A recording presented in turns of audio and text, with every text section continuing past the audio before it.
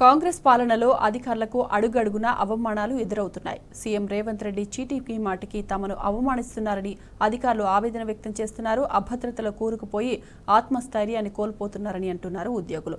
సెక్రటేరియట్లో త్వరలో IAS2 assistant section office వరకు బదిలీలు చేపడతారన్న వార్తల నేపథ్యంలో అధికారులు, ఉద్యోగుల్లో టెన్షన్ నెలకొంది.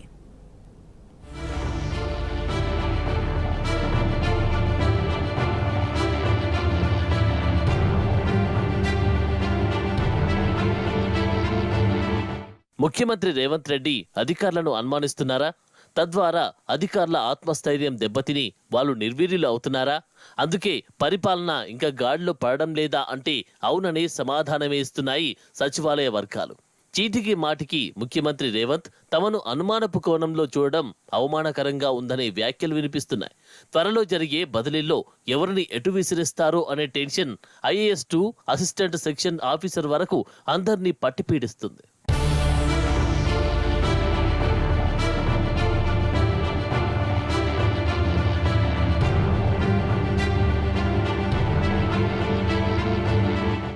ఇటీవల ఇరిగేషన్ శాఖ అధికారుల సమావేశంలో ముఖ్యమంత్రి రేవంత్ రెడ్డి అధికారులపై తనకున్న అపనమ్మకాన్ని బాహటంగానే ప్రదర్శించారట.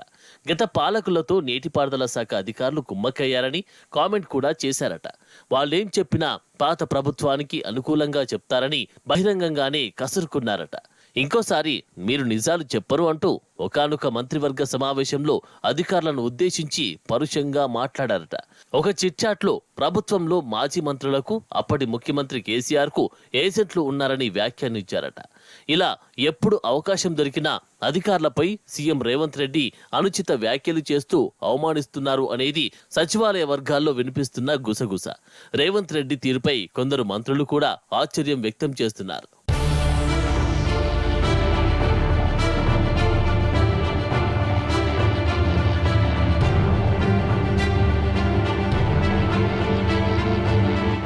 కాంగ్రెస్ ప్రభుత్వం ఏర్పాటై 6 నెలలు గడిచింది. ఇప్పటికీ పాలన ఇంకా గాడిలో పడలేదు.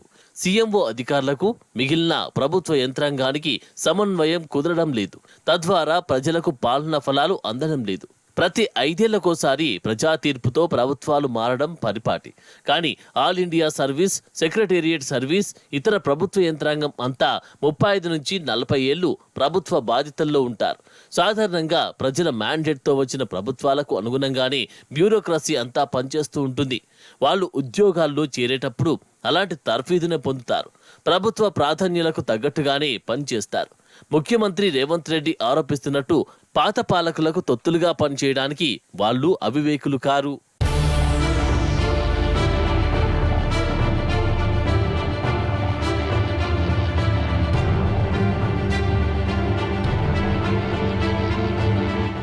ఆల్ ఇండియా సర్వీసెస్ నుంచి చూసినా, రాష్ట్ర ప్రభుత్వం తరపున చూసినా ఉద్యోగులు పరిమిత సంఖ్యలోనే ఉన్నారు.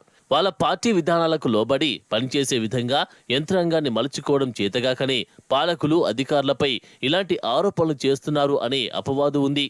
ఇలా అయినదానికి కాందానికి అనుమానిస్తూ అవమానిస్తూ ఉండడం వల్ల ప్రభుత్వ సిబ్బందిలో రోజురోజుకు అభద్రతా భావం పెరుగుతుందనే వాదనలు బలంగా వినిపిస్తున్నాయి.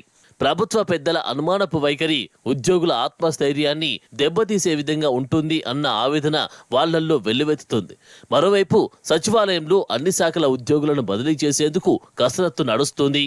మోడల్ కోడ్ ఆఫ్ కండక్ట్ గడువు ముగియగానే 80% సచివాలయ ఉద్యోగుల బదిలీలు ఉంటాయి. ఈ నేపథ్యంలో ఎవరు ఫోకల్లోకి వస్తారు, మరెవరు నాన్ ఫోకల్ పోస్టుల్లోకి నెట్టబడతారో అనే ఆందోళన సైతం ఉద్యోగుల్లో స్పష్టంగా కనిపిస్తుంది. సచివాలయంలో ఏ 2 ఉద్యోగులు కలిసినా ఇదే చర్చ నడుస్తోంది.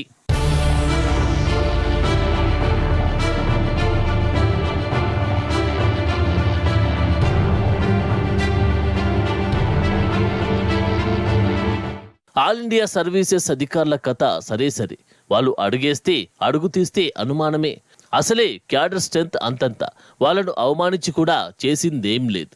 వాళ్ళకు ఫుల్ ప్రూఫ్ జాబ్ ప్రొటెక్షన్ ఉంటుంది. కాకపోతే ఇలా అస్తమానం అవమానిస్తే కీలక అధికారులు, కేంద్ర సర్వీసులు, ఇతరత్ర పోస్టులకు డిప్యూటేషన్ పై వెళ్లే ప్రమాదం లేకపోలేదు. అలా ఒక్క సమర్థుడైన అధికారి వెళ్ళినా అది రాష్ట్రానికి నష్టదాయకమే అనే వర్షన్ సెక్రటేరియట్ లో వినిపిస్తున్నాయి. ప్రభుత్వం తమను ఏ లూప్ లైన్లోకి బదిలీ చేస్తుందో అనే శంకంతో ఇప్పటికే ఒకళ్ళిద్దరు సీనియర్లు ఆ ప్రయత్నంలో ఉన్నట్లు వినికిడి.